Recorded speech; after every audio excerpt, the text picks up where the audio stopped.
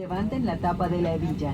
Les recomendamos mantenerlo abrochado y visible durante todo el vuelo. Les informamos que fumar a bordo y manipular los detectores de humo en los baños está prohibido por ley. Para el despegue, los respaldos deben estar en posición vertical, las mesas guardadas y aseguradas y el equipaje de mano guardado en los compartimientos superiores o bajo el asiento que tienen adelante.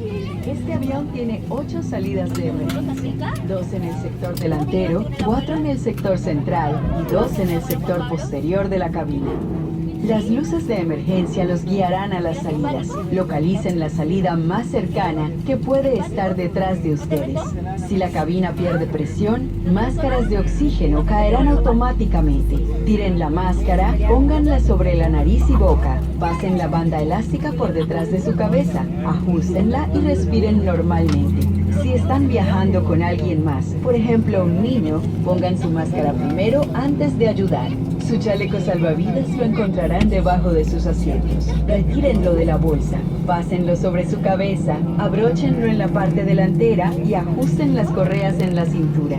Es muy importante inflar el chaleco salvavidas solo al salir del avión. Para hacerlo, tiren firmemente de la manilla roja o soplen por la boquilla. Pueden seguir todas estas indicaciones en la tarjeta de información de seguridad en el bolsillo del asiento. Muchas gracias. You can find all this information in the safety card located in the seat pocket in front of you. Thank you.